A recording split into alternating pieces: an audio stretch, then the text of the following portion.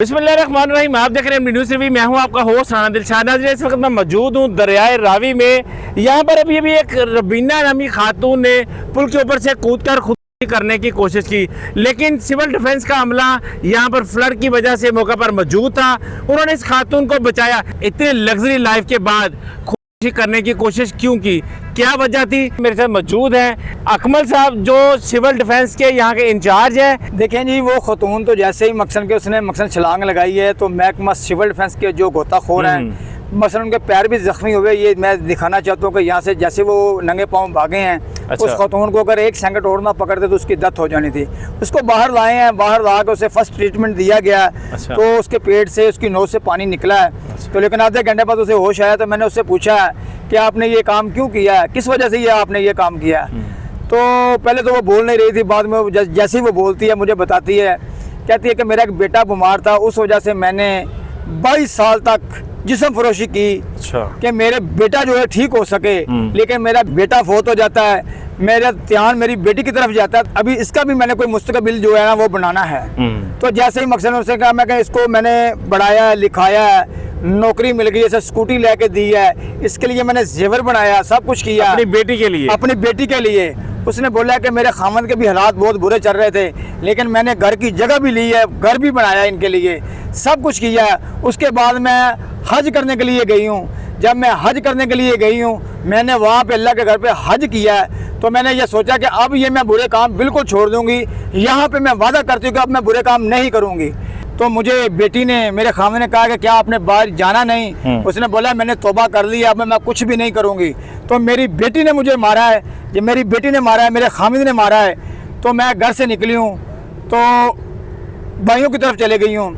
जब भाइयों के पास पहुँची हूँ, भाइयों ने भी मुझे घर से रखने से इनकार कर दिया है। तो मैंने सोचा कि अब मैं कहाँ जाऊँगी, तो इससे बेहतर है कि मैं खुद ही कर लूँ। उसने खुदकुशी कर ली यहाँ आकर, लेकिन बरफक्त महकमा सिविल डिफेंस ने अपनी कार्रवाई करते हुए उसकी जान बचा ली। गोताखोरों ने फौरी उसे पकड़ लिया। मैं ये कहना चाहता हूँ कि वो कहते कि ये मुझे ऐसा करते, अगर मैं किसी टाइम धंधे पे नहीं जाती हूँ तो मुझे इंजेक्शन लगा देते हैं। 3-3 दिन मैं घर में पड़ी रहती हूँ। तो अगर ज़्यादा मुझे होश आया, अगर मैं अच्छा, इंजेक्शन लगाते थे उसी घर में धंधा करवाते थे? ये तो उनको पता है ना मकसद को इंजेक्शन उसे क्यों लगाते थे। आपको स्टोरी बताई उसने मुझे स्टोरी बताई कि ये ज़ाहिर में धंधा करती है, ये धंधा करवाते होंगे और क्या करते होंगे। उसने कहा कि जैसे मुझे होश आती, अगर मैं बोलती थी 3-3 दिन खाना नहीं देते थे, अगर मैं ज़्यादा बोलती तो मुझे पागलखाने जाकर बिजली के झटके लगवाते थे, वहाँ से मुझे मेडिसिन देते थे कि ये पागल हो जाए, ये यही काम करती रहे और कोई ये काम करे ना, ये हमारी मानती रहे। लेकिन उसने कहा कि मैंने ये बेहतर अब सोचा है कि इससे बेहतर है कि मैं कोई पागल नहीं हूँ, मेरा कोई ज़हनी तवाज़ुन ख़राब नहीं है जो मुझे बिजली के झटके जाकर दिवाते हैं पैसे दे के। ठीक है, सर मेरी एक अल्लाह से लो लग गई, मैं अभी हज करके आई हूँ और मैं ये गलत काम नहीं करूँगी। बिल्कुल। अकमल साहब मुझे बताइएगा कि जो उसका शोहर है वो क्या काम करता है? वो दर्जी था। वो दर्जी है? हाँ, कपड़े सिलाई करता है। वो दर्जी था, टेलर था, वो कपड़े सिलाई का काम है। लेकिन बेटी उसी किसी, मेरा ख्याल है किसी ऐसी जगह जॉब करती है, कोई फैक्ट्री है या किसी जगह पर कोई ऐसी चीज़ है कि यहाँ पे वो जॉब कर रही है। उनके लिए अपना जिस्म बेचा है, वो मुझे आज मार रहे हैं। अच्छा, बेटी मार रही है। नाज़रीन, जिस बच्ची के लिए, जिस बच्चे के लिए रुबीना सारी ज़िंदगी दरिंदों से अपना जिस्म नचवाती रही, उसका जिस्म नोचते रहे, काटते रहे, खाते रहे, उसी औलाद ने जब वो तौबा कर ली और देर उम्र में आकर, तो उसी औलाद ने उसको फिर मारा कि जाओ जाके फलां बंदे के साथ सो जाओ और हमें पैसे ला कर दो। जब उसके ज़मीर ने मलामत किया तो ये वो पुल है, इस पुल से वो जंप करती है यहाँ पर दरिया रावी में। तो इसके अक्कर में बैठे ये सिविल डिफेंस का जो अमला है वो अकमल साहब की सरबराही में वो भागते हैं। इन्होंने बताया कि वो नंगे भाग कर आते हैं, नंगे पैर, और उनके पैर भी जो हैं वो ज़ख्मी हो जाते हैं, खून रस रहे हैं, और सिविल डिफेंस का अमला उस खातून की जान बचा लेता है। अच्छा, मतलब जब आप उसकी जान बचाते हैं तो उसके घर वालों को, किसी को इन्फॉर्म करते हैं? मैं पीछे से उसकी बेटी को बुलाता हूँ। मैं पहले ये बताना चाहता हूँ कि जैसे मकसद को उसे होश आता है तो वो कहती है कि मेरे पास एक पर्स था। हाँ। मेरा वो पर्स नहीं है। तो मैं अपने जवानों को ऑर्डर देता हूँ वो पर्स ढूंढो। वो पानी के अंदर से पर्स भी ढूंढ के ले आते हैं। हाँ। उसमें 22,080 रुपये निकलते हैं। तो मैं उससे पूछता हूँ कि आपके पास कोई मोबाइल भी था? वो बोलती मोबाइल मैं घर में छोड़ कर आई हूँ, और मेरे पास जो मैंने जेवर बनाया था बेटी के लिए, वो जेवर भी मैंने शापरे में डाला, अपना मोबाइल भी शापरे में डाल दिया। मैंने बोला कि मोबाइल भी उसके काम आ जाएगा और वो जेवर भी उसके काम आएगा। मरने से पहले भी औलाद का सोचा। बिल्कुल। देखें कि मैं कहता हूँ कि जैसे मैं यहाँ पे कई ऐसे हादसे होते हैं, कई खतूनें ऐसी पकड़ी हैं कि मकसद के मैं कहता हूँ एक गोल पिंड की मैंने लड़की पकड़ी है, वो क्रिश्चियन थी।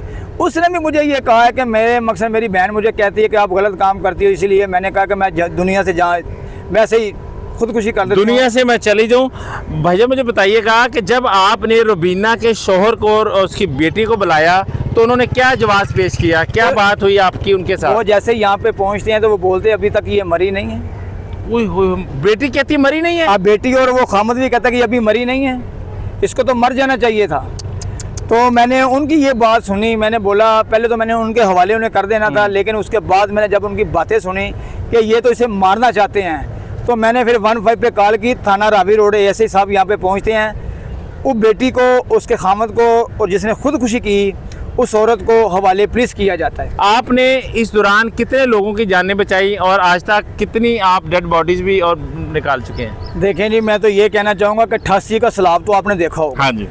88 के सैलाब से लेके आज तक खिदमत खलक कर रहे हैं। मैं अभी आपको कितनी डेड बॉडियाँ बताऊँ, हम तो बहुत डेड बॉडियाँ निकाल चुके हैं। मैं ऐसी डेड बॉडियाँ देखता हूँ, एक डेड बॉडी के पीछे हमें कॉल मिलती है, एक डेड बॉडी के पीछे जाते हैं, हेड बोलू की तरफ जाते हैं हम लोग। अच्छा। रास्ते में वराना है, दरिया है, कोई नज़दीक ऐसी वादी नहीं है, वहाँ पे मैं क्या देखता हूँ कि इंसानों को कुत्ते खा रहे हैं। और मैं कहता हूँ 12-12, 14-14, 15-15 डेड बॉडियाँ पड़ी हुई हैं, कोई बोरी में पड़ी है, कोई वैसे पड़ी है जिनको कुत्ते खा रहे हैं। इसी तरह पानी में बह के पानी के अंदर बह के चली जाती है, कोई मार के फेंक देते हैं। मैं अपनी पंजाब पुलिस को एक बात बताना चाहता हूँ कि अगर किसी पुल के ऊपर कोई गाड़ी खड़ी है, सफेद रंग की कार खड़ी है, कोई पराडो खड़ी है, उसे फौरी चेक करें, क्योंकि उसके अंदर कोई ना कोई आदमी मार कर ला कर वहाँ खड़े कर बातें करते रहते हैं। जब देखते हैं कि कोई ट्रैफिक कम हुई है या कोई नीचे देखने वाला नहीं, वो डेड बॉडी भी दरिया में फेंक देते हैं वो लोग भी।